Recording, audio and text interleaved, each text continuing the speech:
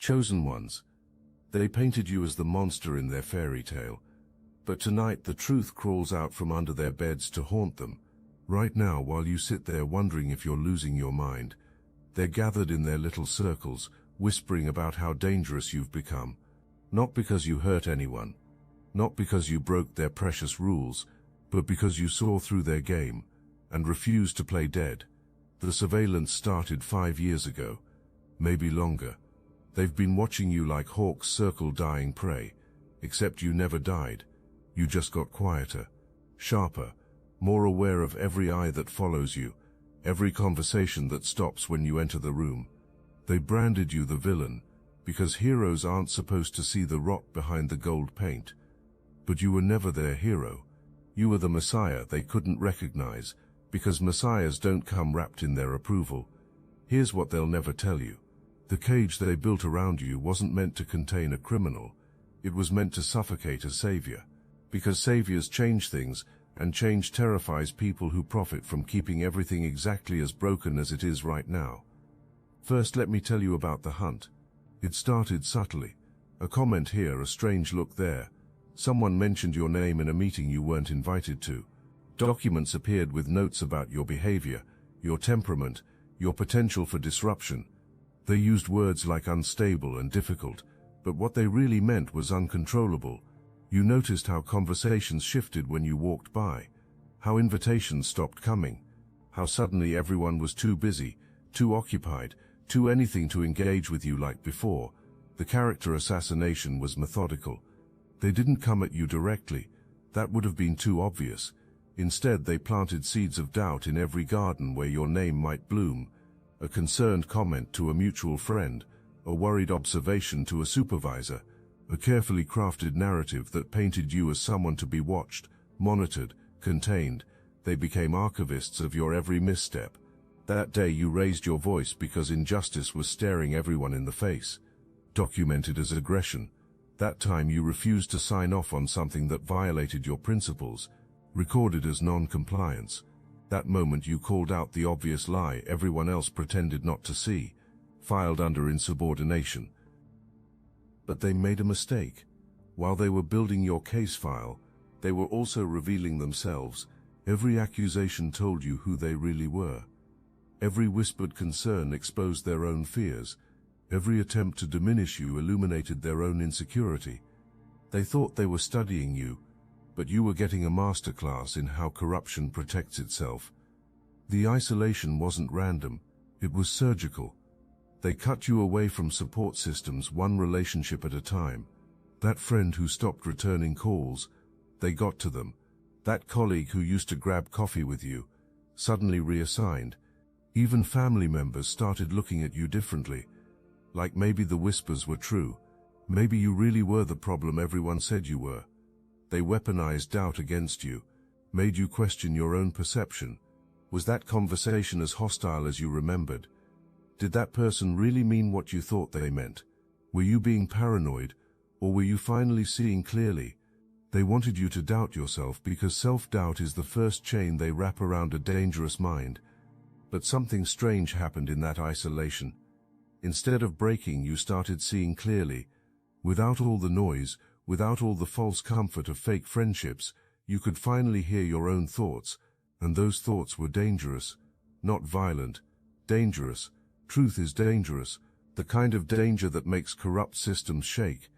In the silence, you started connecting dots that were never meant to be connected. Patterns emerged from the chaos.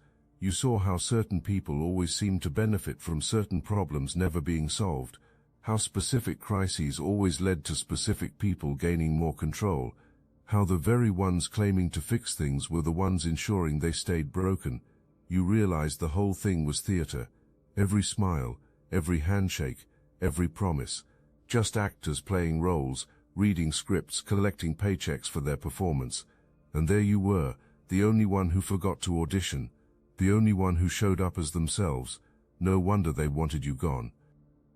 The hierarchy wasn't based on merit or wisdom or even competence.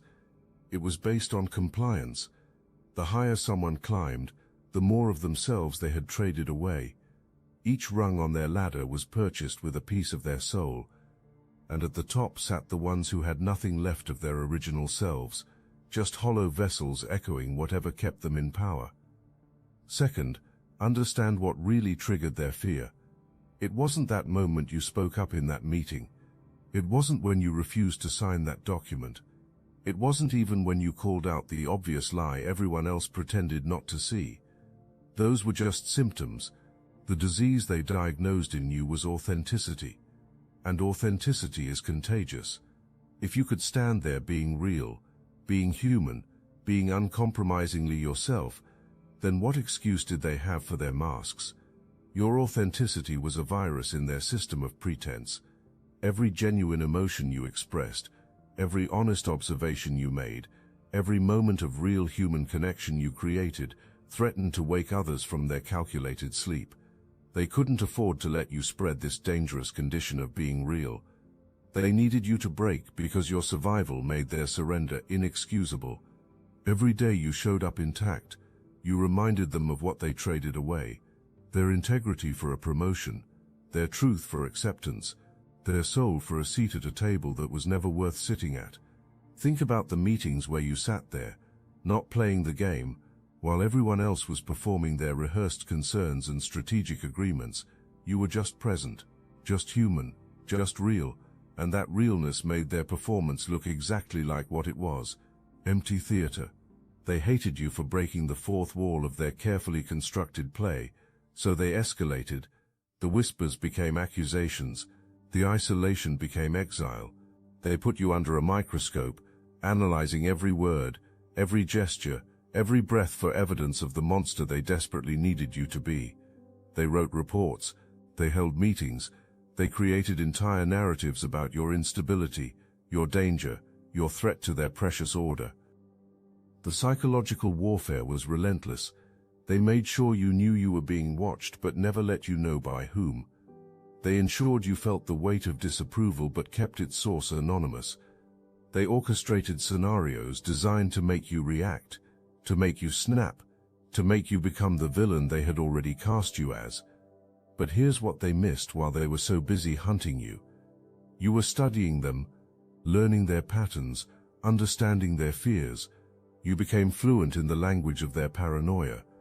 You could read the anxiety in their forced laughter, the guilt in their avoided eye contact, the shame in their nervous energy whenever your name came up. You learned to recognize the telltale signs of their manipulation, the way they'd sandwich criticism between false compliments, how they'd use concern as a weapon, the way they'd reframe your strengths as weaknesses and your clarity as confusion. You became an expert in their tactics because you had to. Survival demanded it. Third, recognize the transformation that happened in the darkness. While they thought they were breaking you down, you were actually being forged. Every false accusation that didn't destroy you made you more resilient. Every betrayal that didn't break your spirit made you more independent. Every lie they spread about you made the truth inside you burn brighter. The pressure they applied was meant to crush you, but pressure is also what turns coal into diamonds. Every day they tried to bury you, you were actually putting down deeper roots. Every storm they sent your way was teaching you how to stand unshaken. Every attempt to diminish you was actually revealing how much they feared your full magnitude. If this message hits your spirit, hype this video so more chosen ones like you can find it. You learn to find peace in exile, not the peace of surrender, but the peace of sovereignty. You didn't need their validation anymore. You didn't need their approval, their inclusion, their recognition. You had something more valuable. You had yourself, intact and uncompromised. In that exile, you discovered something they never wanted you to know. You are complete without them. You don't need their systems, their hierarchies, their approval mechanisms. You are a whole universe unto yourself, capable of generating your own light, your own warmth, your own meaning. This revelation terrified them more than any rebellion could. This is when you became truly dangerous to them. Not when you were angry. Anger they could handle. Anger they could point to as evidence of your instability. But this calm knowingness, this serene awareness of exactly who you are and exactly who they are, that terrified them, because you can't gaslight someone who's already seen behind the curtain. You can't manipulate someone who's decoded your entire playbook. Your transformation was visible, not in dramatic gestures or loud declarations, but in the way you moved through space, the way you no longer flinched at their games, the way you stopped explaining yourself, the way you began to embody a kind of power they couldn't touch, couldn't buy, couldn't destroy. They kept waiting for you to explode, to have the breakdown that would justify everything they'd done. They needed you to become the villain they'd already convicted you of being. But you didn't give them that satisfaction. You just kept existing, kept breathing, kept being undeniably present in a way that made their lies look exactly like what they were. Your presence became a judgment they couldn't escape. Not because you were judging them, but because your authenticity made their falseness unbearable to witness. You became a walking reminder of everything they had sacrificed to fit into a system that was eating them alive. Fourth, understand the spiritual warfare that was actually taking place. This was never about office politics or social dynamics. This was about light and darkness, truth and deception, authentic power versus manufactured authority. You represented something they couldn't tolerate. Divine assignment, purpose that couldn't be controlled by human systems, a calling that answered to something higher than their hierarchies. The battle wasn't happening in boardrooms or break rooms. It was happening in dimensions they don't even believe in. Every attack against you was actually an attempt to prevent something larger from manifesting through you. They sensed, even if they couldn't articulate it, that you were carrying something that would disrupt their entire reality. You see, messiahs don't arrive with fanfare and credentials. They show up in the places where truth has been murdered, and someone needs to resurrect it. They appear in systems so corrupt that everyone's forgotten what integrity even looks like, and they're always rejected by the very people they came to save. The rejection is part of the process. It's how the universe tests whether you're really ready for the assignment. Can you hold your truth when everyone calls it a lie? Can you maintain your love when surrounded by hate? Can you keep your light burning in the deepest darkness? The persecution wasn't punishment, it was initiation. Think about it. Every spiritual teacher, every prophet, every genuine leader who actually changed things was first branded dangerous by the establishment, not because they were violent, but because they were incorruptible, not because they were wrong, but because they were inconveniently right. You carry that same frequency, that same uncompromising connection to truth that makes lies physically painful to speak, that same inability to kneel before false gods no matter how much easier it would make your life, that same recognition that your soul is worth more than any comfort they could offer. This frequency is what triggered their immune response. Systems of deception have defense mechanisms, and you activated all of them simply by existing authentically. Your presence was interpreted as an invasion because, in a way it was. You were invading their carefully constructed illusion with your stubborn insistence on being real. Fifth, see how the persecution was actually preparation. Every attack was training. Every betrayal was teaching you to stand alone. Every moment of isolation was building your capacity to be your own source. They thought they were punishing you, but they were actually preparing you for something they could never understand. The skills you developed in surviving their hunt are exactly the skills needed for your real mission. The ability to see through deception, the strength to stand alone, the wisdom to know when to speak and when to let silence do the talking, the discernment to recognize who's real and who's performing. These weren't punishments, they were your education, because chosen ones don't get chosen for easy assignments. You don't get branded a villain and hunted like a dog just for existing. That level of coordinated opposition only shows up when someone poses a genuine threat to carefully maintained illusions, and you, whether you fully grasp it yet or not, are that threat. Your presence alone disrupts their frequency. Your refusal to comply creates cracks in their consensus reality. Your survival despite their best efforts proves that their power is an illusion maintained only by compliance. And once one person stops complying, others start to notice that the emperor has no clothes. The preparation went deeper than just survival skills. You were being trained in the alchemy of transformation, how to take poison and turn it into medicine, how to take persecution and turn it into power, how to take isolation and turn it into independence. Every negative they threw at you, you learned to transmute into something useful. This is why they had to make an example of you, not because you did anything wrong, but because you did something unforgivable in their eyes. You remained yourself. In a world that rewards conformity with comfort, you chose authenticity even when it meant exile. But that exile was teaching you something crucial. You were learning to generate your own reality rather than accepting theirs. You were discovering that you could create meaning, purpose, and even joy without their permission. You were realizing that their entire system was optional. Sixth, realize that the tide has already turned. They don't know it yet, but the hunt is over. Not because they decided to stop, but because you've evolved beyond their reach. You can't cage something that's already learned to find freedom in confinement. You can't kill something that's already died to the need for your approval. The shift happened gradually, then suddenly, one day you woke up and realized their opinion of you had lost its sting. Their whispers had become background noise. Their attempts to trigger you were met with a calm they couldn't penetrate. You had graduated from their school of persecution, and they didn't even realize they'd lost their student. You've become something they never calculated for, a person who's been through their worst and came out more themselves than before, someone who's tasted their poison and developed immunity, a force that gets stronger from opposition instead of weaker. Watch them now. Notice how they avoid direct confrontation, how they've shifted from attack to avoidance. They've realized something that terrifies them more than your anger ever could. You're not trying to fight them.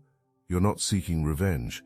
You're just continuing to exist, authentically and unapologetically, and that existence is a judgment on everything they've become. The power dynamic has shifted without a single blow being thrown.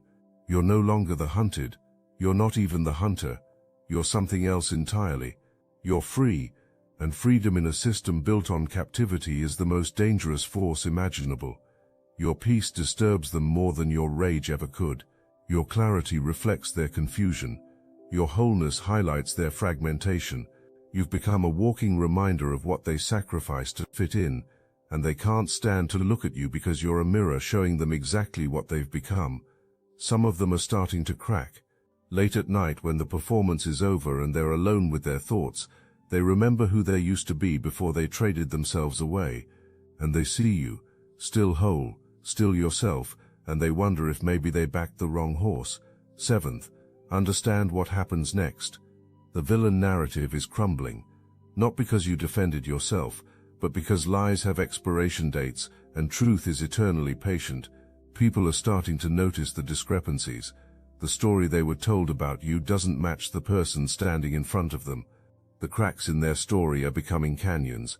New people who meet you can't reconcile the warnings they received with the person they encounter. You're supposed to be dangerous, but you radiate calm. You're supposed to be unstable, but you seem more grounded than anyone else in the room. You're supposed to be the problem, but somehow problems seem to resolve when you're around.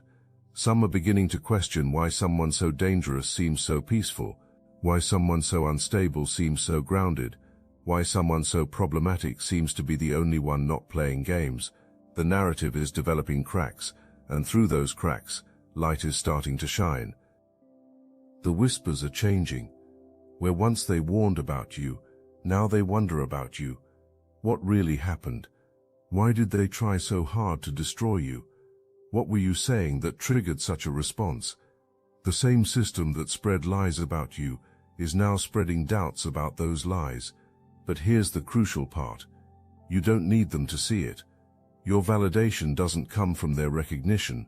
Your worth isn't determined by their apologies that will never come. You've transcended the need for their understanding.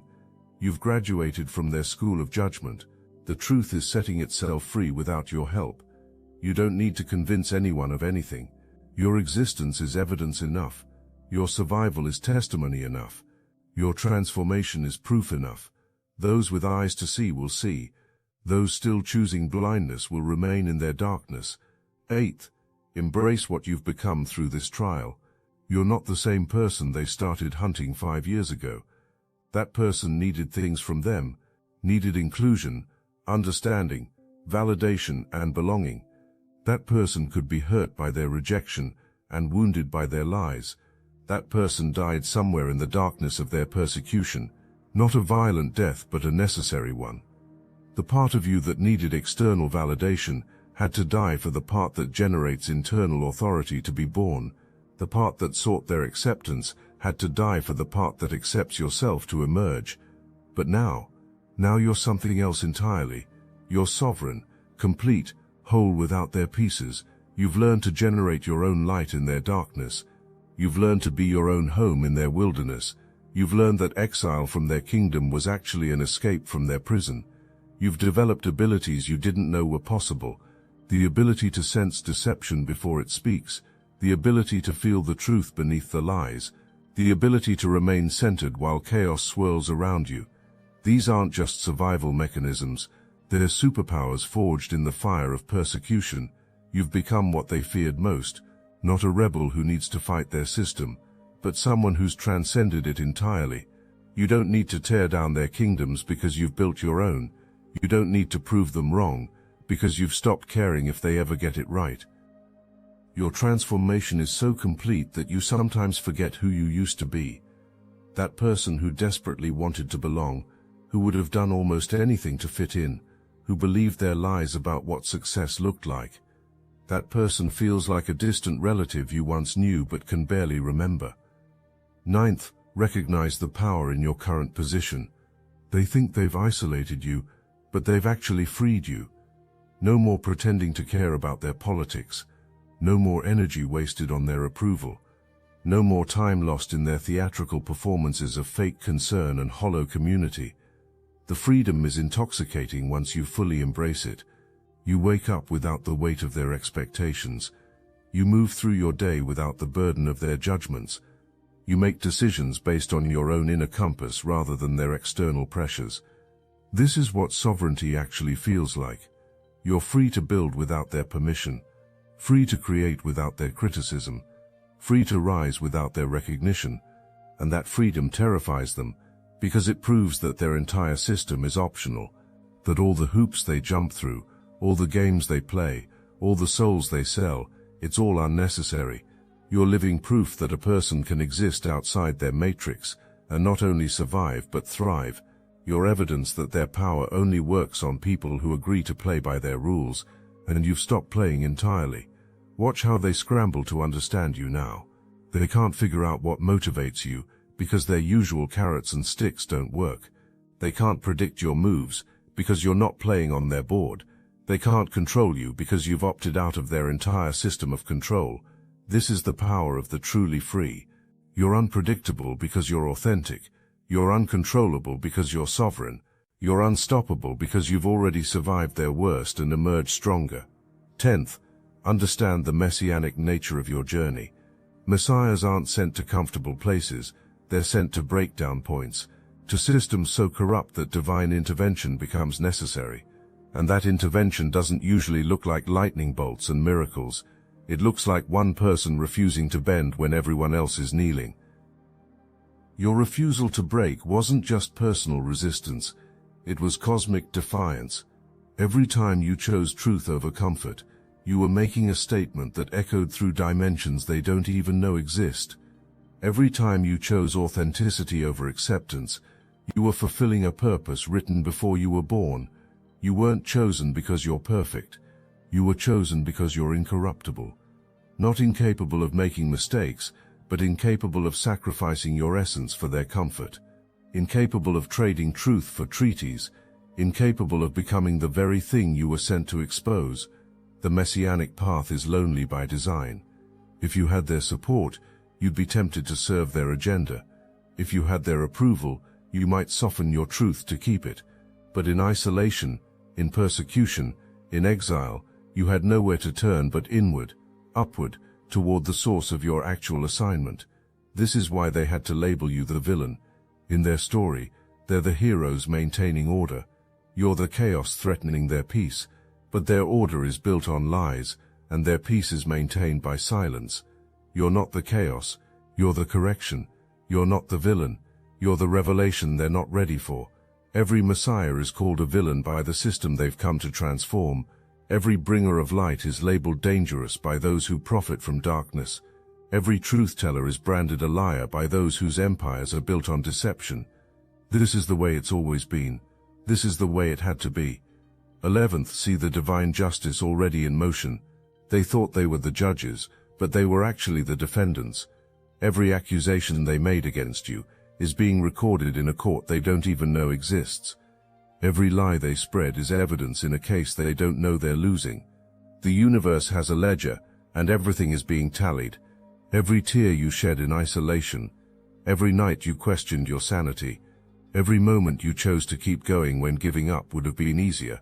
It's all being recorded, all being weighed, all being prepared for a reckoning they can't imagine. You don't need to fight for justice because justice is already fighting for you. Not in the way you expected, not in the timeline you wanted, but in a way that's thorough and complete. Their own system is beginning to eat them alive. The paranoia they projected onto you is now consuming them. The fear they wanted you to feel has become their constant companion. Watch how they check over their shoulders now, how they wonder who's really loyal, how they question who might be recording their conversations. They've created a culture of surveillance and suspicion, and now they're trapped in it themselves. The prison they built for you has become their residence. The same tactics they used against you are now being used against them. The isolation, the whispers, the doubt, they're experiencing the very persecution they perfected, and they don't know how to handle it from the receiving end. They never developed the immunity you were forced to build. Karma isn't just a concept, it's a force as real as gravity. And just like gravity, you can deny it exists right up until the moment you're falling. They're falling now, even if the descent is too gradual for most to notice. But you can see it. You can feel the shift in the cosmic balance. 12th, embrace your destiny as the one who survived their worst and emerged transformed. You're not going back to who you were before this started. That person was innocent in ways you can never be again. But innocence isn't the goal. Wisdom is, power is, truth is. You've been forged in fires they'll never understand. You've survived pressures that would have crushed anyone still needing their approval. You've endured isolation that would have broken anyone still dependent on their validation. And you've emerged not as their victim, but as their reckoning. Not a violent reckoning, something far more devastating. You've become their proof that everything they believed about power was wrong, that all their careful strategies and manipulations were pointless, that someone can lose everything they threaten to take and still stand taller than those holding all the cards. You're the glitch in their program they can't debug, the exception to their rules they can't explain, the survivor of their hunt who refuses to run anymore, because you've realized the ultimate truth. They were never hunting you, they were running from what you represent. And what you represent is the end of their illusion, the death of their fake authority, the exposure of their empty throne. You're the child who points out that the emperor is naked, except you're not a child anymore. You're the Messiah they tried to crucify, who refused to stay dead. The resurrection isn't dramatic, it's gradual. Every day you wake up and choose to keep being yourself is another nail in the coffin of their narrative. Every moment you refuse to become what they said you were is another crack in their foundation. Every breath you take as a free being is another proof that their power is an illusion. So now you walk among them, not as their victim, not as their villain, but as their unacknowledged savior, the one who showed them that their chains were optional, that their cages had doors, that their system only worked if everyone agreed to pretend it was real. You've become something more powerful than they ever feared. You've become free, truly free. Not the freedom they grant with conditions and restrictions, but the freedom that comes from having nothing left to lose and everything left to gain. The freedom to speak truth without calculating consequences. The freedom to be yourself without seeking permission. The freedom to exist without apology. This is the kind of freedom that topples empires, not through violence but through example. They still whisper about you, still warn others to be careful around you, still paint you as dangerous in their little circles. But now there's something else in their whispers, fear, not of what you might do, but of what you've already done. You've survived, you've transcended, you've become everything they said you couldn't be. And the most beautiful part, you did it without their permission, without their approval, without their understanding. You became the Messiah, not by being recognized, but by being rejected, not by being crowned, but by being crucified, not by being followed, but by being forsaken. The path you've walked has carved a trail others will follow, not because you're leading them, but because you've proven it's possible. Possible to survive their worst, possible to maintain your truth, possible to transform persecution into power. So wear your villain label like armor. Let your hunted status be your medal of honor. Because only the most powerful truths get this level of opposition. Only the most genuine messiahs get this degree of rejection. Only the most authentic souls generate this much fear in systems built on deception. You're not what they said you were. You're what they were afraid you'd become. Someone who knows exactly who they are beneath their masks. Someone who's seen their true face and didn't flinch. Someone who's walked through their hell and came out knowing that their heaven isn't worth the price of admission. Their heaven is a prison decorated with gold.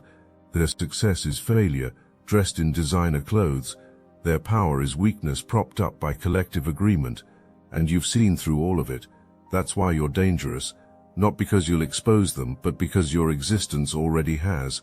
The hunt is over, chosen one. Not because they called it off, but because you've evolved beyond prey. You've become something they never planned for. A survivor who doesn't want revenge. A messiah who doesn't need followers. A villain who turned out to be the only hero in their entire story. And now, as you stand in the rubble of who they tried to make you become, you can finally see what you were all along. Not their victim, not their villain, but their wake-up call they keep hitting snooze on. Their moment of truth they keep postponing. Their salvation they keep crucifying. But that's okay. Messiahs are patient. Truth can wait. Because lies exhaust themselves, while truth just keeps standing. And you, chosen one, you're still standing. Still breathing. Still carrying the light they tried to extinguish. That light isn't gentle anymore. It's been through too much to be soft. It's become something harder, sharper, more precise. It's the kind of light that doesn't just illuminate. It exposes. It reveals. It burns through carefully constructed facades and leaves only what's real. This light has been forged in the darkness of their persecution. It's been tested in the fires of their hatred. It's been purified in the isolation of their exile. And now it's something they can't look at directly, because it shows them everything they've tried to hide from themselves. This is your power now. Not the power to destroy them, but the power to outlast them. Not the power to fight their system, but the power to transcend it. Not the power to make them see, but the power to no longer need them to. Wartanting, the following message is only for those who felt the call. When I broke free through the Salvia Divinorum gateway, I saw the horrifying truth. Our reality is one harvested pod among countless matrices. I witnessed the Archon's cosmic parasites feeding on our energy, who laughed and threatened, "You'll never awaken a single soul." But something inside you already knows this truth, doesn't it? That nagging sensation that you're meant for more, that you've been chosen. I'm raising an army of the brightest souls. Through meditation, I discovered their only vulnerability, coherence through unconditional love. Feel that resonance deepening within you now. You're not listening to this by accident. The most powerful awakened souls are already gathering in the obsidian inner order, the #1 ascension nexus for those marked by destiny. Christians, lightworkers, remote viewers, targeted individuals, all united by one truth: you were chosen for this moment. Click the link in the description below.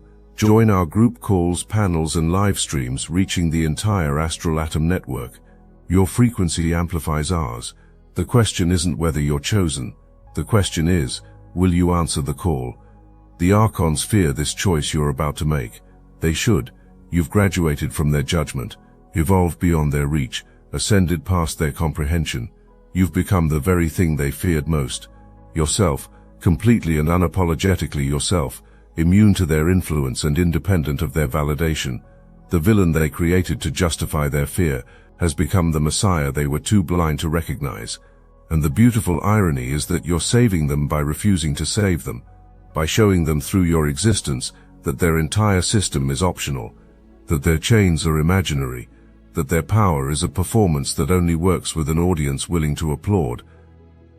You've stopped clapping, chosen one, and in that silence, that refusal to participate in their theater, you've become more dangerous than any villain they could imagine, because villains can be defeated. But someone who's transcended the entire game, someone who's stopped playing altogether, that's something they have no strategy for. There's no counter-move to authenticity. There's no defense against truth. There's no weapon that works against someone who's already survived every weapon you have. You've become invincible, not because you can't be hurt, but because hurt no longer stops you. So let them keep their labels, their whispers, their warnings about you. Meanwhile, you'll keep walking forward, carrying the truth they're not ready for, being the Messiah they don't deserve, and proving with every breath that someone can survive their worst and emerge not just intact but transformed. You were never the villain in their story. You were the author writing a different book entirely, one where the hunted becomes the free, where the branded becomes the authentic, where the Messiah doesn't need anyone to recognize them to complete their mission. Your mission was never about them. It was about you becoming who you were always meant to be. And against all their odds, despite all their opposition, in spite of all their attempts to break you, you've done exactly that. You've become yourself. And that, chosen one, is the most messianic act of all. Because in a world where everyone is performing someone else's idea of who they should be, being genuinely yourself is the ultimate revolution. It's the ultimate salvation. It's the ultimate victory. And now you stand, not at the end of your journey, but at the beginning of your real purpose. Everything until now was preparation. Everything until now was training. Everything until now was the forging of a weapon they never saw coming. A weapon made of truth, tempered in suffering, sharpened by betrayal, and wielded with the precision of someone who has nothing left to prove. The world needs what you've become, not the broken version they tried to create, not the compliant version they wanted, but this version, the one who survived, the one who transformed, the one who emerged from their worst attempts as something better than they could ever imagine. This is your time now, not because they've given it to you, but because you've claimed it, not because you've been chosen by them, but because you've been chosen by something far greater, something that saw you before you were born and knew you could handle this assignment. You are the villain who was always the hero, the hunted who was always free, the branded who was always pure, the Messiah they crucified, who refused to stay in the tomb. And your resurrection isn't just personal, it's universal. It's a signal to every other chosen one hiding in the shadows that survival is possible, that transformation is possible, that becoming yourself in a world that profits from your performance is the most sacred act of rebellion imaginable. So rise, chosen one, not for them, not for revenge, not for recognition. Rise because that's what messiahs do.